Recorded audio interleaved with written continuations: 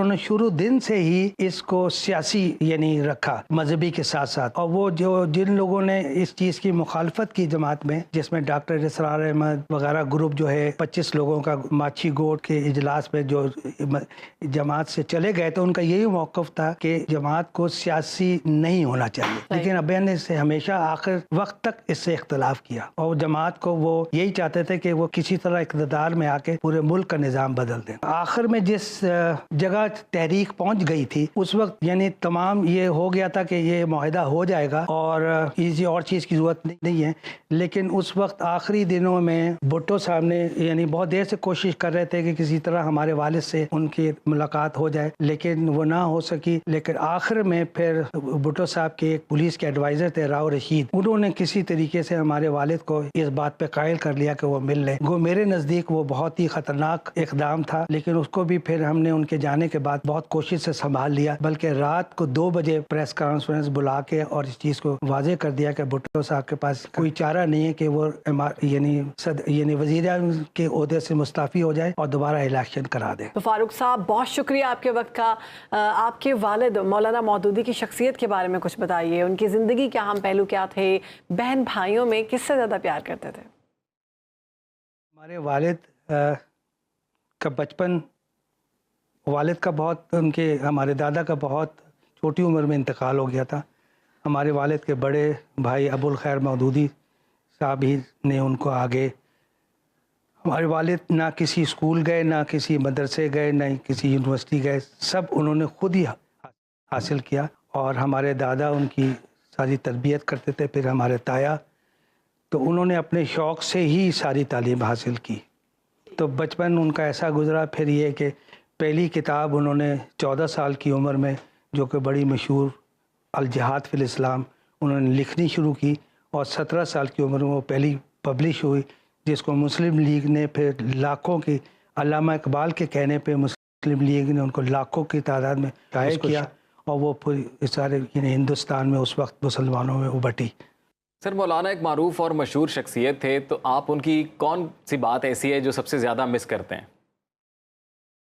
ہمارے والد صاحب کا جو بہت، جس سے ہم بہت متاثر تھا، وہ ان کا ڈسپلن تھا۔ ان کی زندگی کا ایک ایک وقت جو تھا نا وہ معین تھا، جیسے یعنی جو ناشتے کا وقت تعین تھا وہ ایگزیکٹ اس وقت ناشتے کی میز پہ ہوتے تھے، اسی طرح دوپہر کے کھانے کے وقت پہ بھی ایگزیکٹ ٹائم پہ وہ ہوتے تھے، اس طرح رات کے کھانے پہ۔ اور ہم لوگوں کی تربیت کے لیے ان کے پاس کوئی وقت نہیں تھا، تو وہ انہوں نے کئی دفعہ یہ بھی کہا کہ میں نے اپنی اولاد کو اللہ تعالیٰ کے حوالے کر دیا، کیونکہ میں اللہ کا کام کر رہا ہوں، اللہ تعالیٰ میری اولاد کی تربیت کرے گا۔ تو بہت کم، یا ہم لوگ صرف رات کے کھانے پہ اپنے تمام مشاغل سے فارغ ہونے کے بعد رات کے کھانے پہ جمع ہوتے تھے، اور ہمارے والد صاحب سے اس وقت سب کی گفتگو بھی ہوتی تھی۔ تو جہاں تک مجھے یاد ہے کہ سب سے بڑے یعنی نیچرلی جو ہمارے سب سے بڑے بھائی عمر فاروق مودودی، وہ ابھی حیات ہیں، وہ سب سے چہیتے تھے۔ پھر اس کے بعد میرے ایک بھائی جو ڈاکٹر احمد فاروق، وہ پھر 60s میں امریکہ چلے گئے تھے، وہ وہیں ابھی تک بفلو نیو یارک میں ہیں۔ اس کے بعد میرا چوتھا نمبر تھا، لیکن میں اپنے والد کے بہت قریب، تو سارے انتظامات میں نے سنبھال لیے تھے اپنے والد کی زندگی میں، پبلیکیشن کے بھی اور تمام ملاقاتوں کی، اور سب کچھ یہ میرے ہی ذمے تھا۔ میں ہی اور میری وائف، ہم دونوں یعنی ان کے ساتھ رہتے تھے۔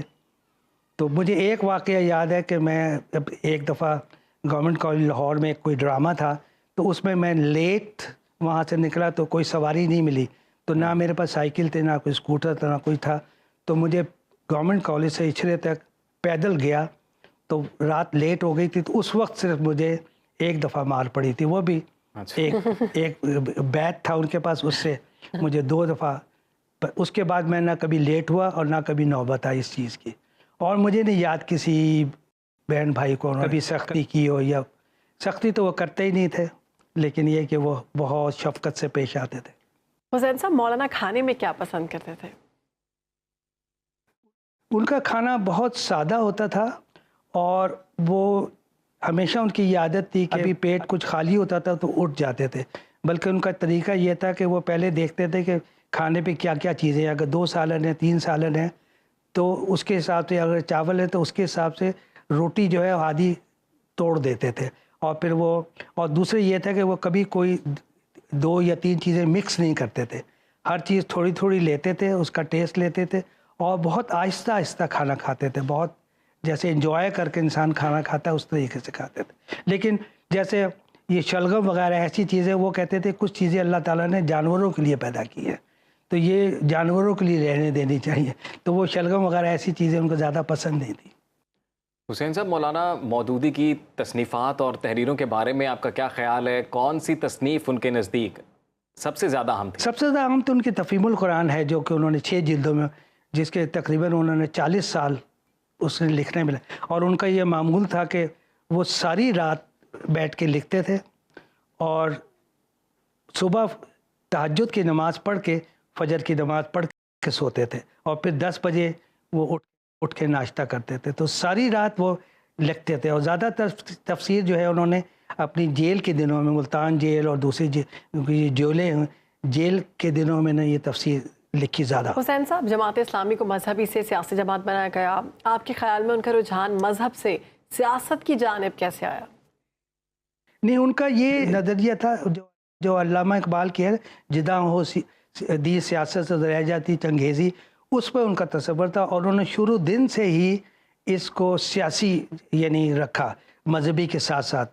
اور وہ جن لوگوں نے اس چیز کی مخالفت کی جماعت میں, جس میں ڈاکٹر اسرار احمد وغیرہ گروپ جو ہے 25 لوگوں کا ماچھی گوٹ کے اجلاس میں جو جماعت سے چلے گئے, تو ان کا یہی موقف تھا کہ جماعت کو سیاسی نہیں ہونا چاہیے. لیکن ابین نے اس سے ہمیشہ آخر وقت تک اس سے اختلاف کیا اور جماعت کو وہ یہی چاہتے تھے کہ وہ کسی طرح اقتدار میں آ کے پورے ملک کا نظام بدل دیں. اور وہ کہتے تھے جو لوگ اس کے قائل نہیں ہیں پھر وہ تبلیغی جماعت میں چلے جائیں, اس سے بہتر تو اور کوئی جماعت نہیں ہے. تو اگر آپ نے سیاست میں نہیں جانا تو آپ لوگ ادھر چلے جائیں. بالکل. اور مولانا مودودی کے انتقال کے بعد جماعت نے ان کے مشن کو کیسے آگے بڑھایا؟ جماعت کا جو مشن ہے وہ وہی مشن ہے جو اس وقت جماعت لے کے چل رہی ہے. اور بلکہ ایک دفعہ ڈاکٹر اسرار احمد میرے پاس ہیوسٹن امریکہ میں میرے ایئرپورٹ سے انہوں نے فون کیا کہ میں تمہارے پاس آنا چاہتا ہوں. تو وہ میرے گھر آئے اور انہوں نے مجھے کہا کہ میں یہ بیان دوں کہ جو مولانا مودودی کا مشن تھا وہ جماعت نہیں لے کے چل رہی بلکہ ڈاکٹر اسرار احمد لے کے چل رہے. تو میں نے ان سے بھی معذرت کی تھی کہ میں آپ کے اس سے اتفاق نہیں کرتا. تو جماعت جس راستے پہ وہ صحیح راستہ ہے. گو اس میں بہت لوگوں نے گند پیدا کر دیا جماعت نے, میں ان تمام چیزوں سے اتفاق نہیں کرتا, لیکن بہرحال راستہ وہی ہے. مولانا کی زندگی میں پی این اے کی تحریک ایک اہم سنگ میل رہی ہے. ان دنوں کی اگر ہم بات کریں, کچھ یادیں تازہ کریں, کچھ شیئر کریں ہمارے ساتھ. جب بھٹو صاحب مولانا سے ملاقات کرنے گئے تو ان کی ملاقات ہوئی تو اس میں کیا بات چیت ہوئی تھی ان کی؟ اصل میں آخر میں جس جگہ تحریک پہنچ گئی تھی اس وقت یعنی تمام یہ ہو گیا تھا کہ یہ معاہدہ ہو جائے گا اور کسی اور چیز کی ضرورت نہیں ہے. لیکن اس وقت آخری دنوں میں بھٹو صاحب نے یعنی بہت دیر سے کوشش کر رہے تھے کہ کسی طرح ہمارے والد سے ان کی ملاقات ہو جائے, لیکن وہ نہ ہو سکی. لیکن آخر میں پھر بھٹو صاحب کے ایک پولیس کے ایڈوائزر تھے راؤ رشید, انہوں نے کسی طریقے سے ہمارے والد کو اس بات پہ قائل کر لیا کہ وہ مل لیں. گو میرے نزدیک وہ بہت ہی خطرناک اقدام تھا, لیکن اس کو بھی پھر ہم نے ان کے جانے کے بعد بہت کوشش سے سنبھال لیا. بلکہ رات کو 2 بجے پریس کانفرنس بلا کے اور اس چیز کو واضح کر دیا کہ بھٹو صاحب کے پاس کوئی چارہ نہیں ہے کہ وہ یعنی وزیر اعظم کے عہدے سے مستعفی ہو جائے اور دوبارہ الیکشن کرا دیں. اور حسین صاحب یہ بھی کہا جاتا ہے کہ بھٹو صاحب کو کہا گیا تھا کہ اگر حالات درست نہ ہوئے تو فوج مارشل لا لگا دے گی. یہ ہمارے والد ان کو کہا تھا جب وہ آئے تھے, تو اس وقت ہمارے والد نے کہا تھا کہ اس وقت کوئی چارہ نہیں ہے کہ آپ ریزائن کر دیں.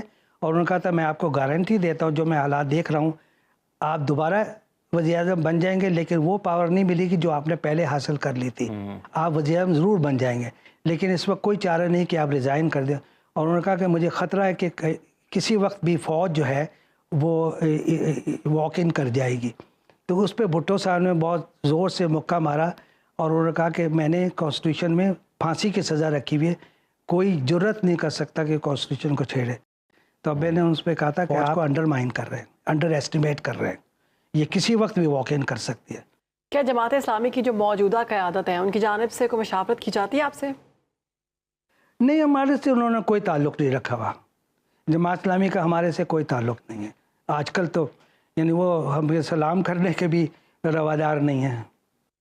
हुसैन साहब, अभी भुट्टो साहब से तो मुलाकात के हवाले से आपने बताया, तो क्या मौदूदी साहब की जनरल ज़िया से भी मुलाकात हुई? इस हवाले से कुछ बताइए। जिस दिन ये भुट्टो साहब की मुलाकात हुई है उसके 4 दिन के बाद फ़ौज ने टेक ओवर कर लिया। जिस दिन टेक ओवर लिया है उसके दूसरे दिन ज़िया-उल हक साहब हमारे वालिद से मिलने तकरीबन असर की नमाज के बाद ज़िया-उल हक साहब आए थे। बल्कि उन्होंने एक साफ़ सफ़ेद रंग का कुर्ता शलवार पहना हुआ था और छोटी सी टोपी उनके सर पे थी। बहुत सादा लिबास में वो आए थे। हुसैन साहब, आपके जो वालिद साहब हैं मौलाना मौदूदी साहब, उनकी ज़िंदगी से क्या सीखा आपने? मैंने पहले भी बताया था कि मैंने डिसिप्लिन जो उनसे सीखा, और फिर ये कि जो उनका तरीका था सारी ज़िंदगी का वो मैंने पूरी तरह अपनाया। बहुत शुक्रिया सैयद हुसैन फ़ारूक मौदूदी साहब, आपने अपना बड़ा खुसूसी और कीमती वक्त दिया सुनो पाकिस्तान को।